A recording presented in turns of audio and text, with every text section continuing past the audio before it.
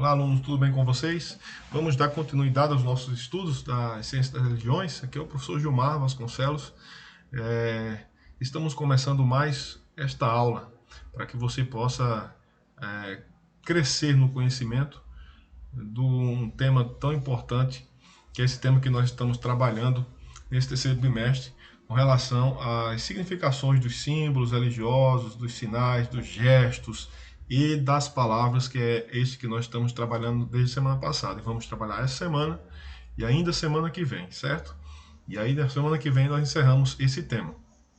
Mas certamente eu tenho certeza que vocês ficaram com a aprendizagem já das aulas anteriores, e quando nós terminarmos essa sequência de aulas nesse tema, vocês ficarão certamente com muito conteúdo e um aprendizado muito bom, eu tenho certeza disso.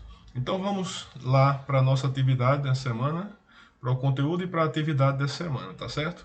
Eu fiz uma pequena introdução aqui que eu vou passar para vocês, vou poder ler aqui com vocês, do tema que nós estamos lendo. Olá pessoal, tudo bem com vocês? Essa semana continuamos com o nosso estudo acerca da importância das palavras sagradas nas religiões. Semana passada vimos algumas expressões importantes na vertente cristã do catolicismo. Eu acho que vocês lembram disso, né?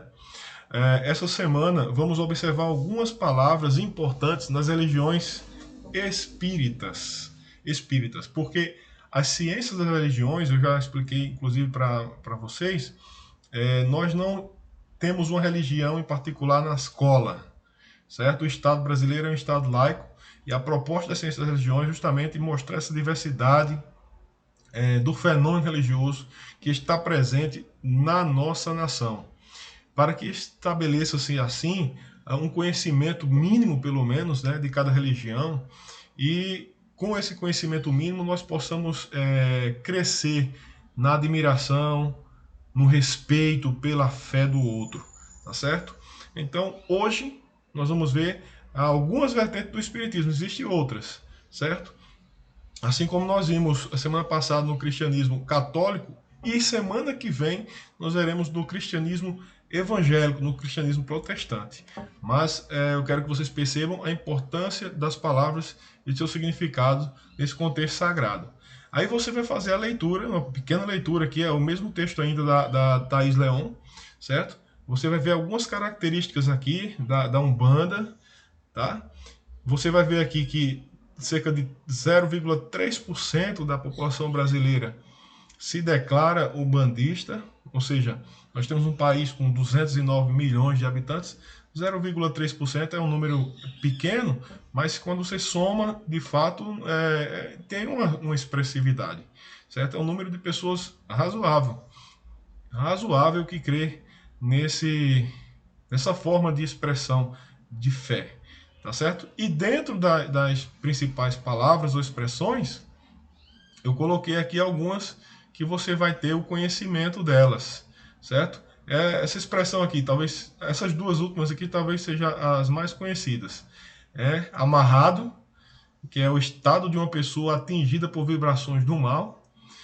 A gente escuta muito essa questão de amarrado. Quem escuta até no programas evangélicos de igrejas neopentecostais, como a Universal do Reino de Deus, a Deus é Amor, aliás, desculpa, a Deus é Amor também, mas a Deus é Amor é pentecostal, né, tradicional. Mas aí a Universal do Reino de Deus e a Igreja Mundial do Poder de Deus, vocês vão ver muitas expressões aqui, porque eles usam a linguagem que está presente lá no Espiritismo. Vai dizer assim, você está com sua vida amarrada, né? Se sente amarrado ou alguma coisa desse tipo, hoje você vai ser liberto, né? Aquelas coisas todas lá que a gente vê nas religiões.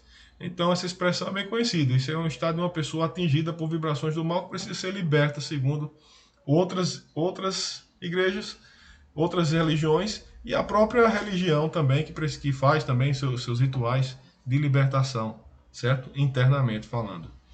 Essa saravá até vira piada, né? Quem assiste aquela escolinha do professor Raimundo, quando estava passando na Globo, essa atual, né? Na antiga não. Tem uma personagem lá que sempre fala essa palavra aqui, né? Que é uma saudação equivalente a um salve ou um viva. Então, saravá nada mais é do que uma saudação, certo? Passando então do aspecto do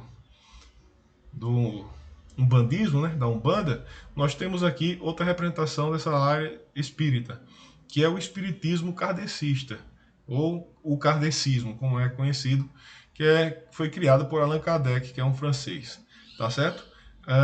Como vocês vão poder vir aqui, o espiritismo tem uma relação, como está expresso aqui, ó, tem uma relação muito grande de valores judaicos cristãos, tá certo? Isso significa que vai ter muita influência da religião judaica cristã. Inclusive, semana eu fiz um debate com o professor Beto, e a gente, quando falava sobre isso aqui, o professor Beto lembrava disso aqui, né? Desse sincretismo que existe, dessa base cristã dentro do espiritismo. Que ele falava, nós reforçávamos lá, a ideia que tem a questão do Evangelho segundo o Espiritismo de Allan Kardec, que inclusive eu tenho uma cópia, mas não está aqui nessas prateleiras, está na outra lado da casa, em outra partezinha da biblioteca que eu tenho lá. Eu não vou poder mostrar para vocês agora, mas existe, se vocês procurarem aí e quiserem conhecer, existe o Evangelho segundo o Espiritismo de Allan Kardec, tá certo? Então, na religião kardecista, né, ou no kardecismo no Brasil, nós temos uma cifra de. Aliás, nós temos uma quantidade de aproximadamente 3% da população brasileira se considera espírita kardecista. Certo? E aqui a gente tem mais algumas palavras e expressões que são conhecidas e são usadas com frequência. Eu vou mostrar aqui para vocês a questão da mediunidade, né? Que eu acho que essa aqui talvez seja uma das mais conhecidas, né? O que é a pessoa ser uma pessoa médio, ou ser um médio? Eu acho que a maioria das pessoas já ouviram falar sobre essa palavra. A mediunidade, então, é o intercâmbio entre dois planos espirituais. O médium, então, seria aquele sujeito, dentro do espiritismo kardecista, que tem a percepção tanto do mundo físico, esse aqui, como a percepção do mundo espiritual. E, portanto, ele é capaz, segundo a doutrina espírita, de estabelecer uma relação entre o mundo dos vivos e o mundo dos mortos. Aquela pessoa, por exemplo, que consegue fazer consegue psicografar ou escrever uma carta ditada por um espírito, por exemplo. Vocês entendem? Então, essas expressões vocês irão ver aí. Ainda aqui dentro do texto mesmo, vocês vão ver alguma coisa com relação a como está aqui presente, ó, que é uma das principais crenças, né, ou a principal crença deles, é a crença na reencarnação. Essa crença na reencarnação não é algo do cristianismo, mas há uma adaptação do pensamento cristão aí. O Espiritismo fez o que? Ele pegou a ideia de ressurreição de Cristo e transformou nessa tese, ou nessa ideia de reencarnação. É uma tese muito sustentada no nosso meio ainda, porque ela está muito presente nas novelas da Globo, por exemplo. Existem novelas que traz muito esse tema, principalmente há um tempo atrás, a Globo enfatizava muito mais isso, né? Novelas como A Viagem, Estrela Guia, Alma Gêmea e outras novelas que tiveram aí da Globo que trouxeram e trazem esse tema da questão da reencarnação muito constantemente, e portanto é algo que a gente tem muito já em nossa consciência, né? Não tem muita dificuldade de saber que esse tema é um tema ligado à questão do espiritismo. Então, 3% da população brasileira se considera espírita. Você vai ler essas palavras e entender um pouco mais do linguajar, da linguagem que nós temos acerca do espiritismo. Na sequência, você vai responder a atividade. Essa é muito fácil, é só marcar verdadeiro ou falso. Se for lá no formulário, mais fácil ainda, né? Que você vai precisar só ler, certo? Olha aqui, ó, responda verdadeira ou falsa para as questões de acordo com o texto. Se você ler isso aqui e ver que isso que está dito aqui está lá no texto, você vai dizer, está no texto, é verdadeiro. Não está no texto, do jeito que está aqui, tá, gente? É falsa. Aí você vai ler a segunda questão do mesmo jeito. Aqui, ó. Cabeça maior, amarrado e saravá são expressões do espiritismo kardecista. Isso é verdadeiro ou é falso? Aí você vai marcar de acordo com o que você lê no texto. E as outras questões da mesma forma. Se tiver aqui e tiver exatamente igual lá no texto, é verdadeira. Se tiver aqui, mas tem uma palavra que está diferente lá do texto, então é falsa. Tá certo? E a quarta também está na mesma linha, verdadeira e falsa. Tá bom? Façam essa atividade aí.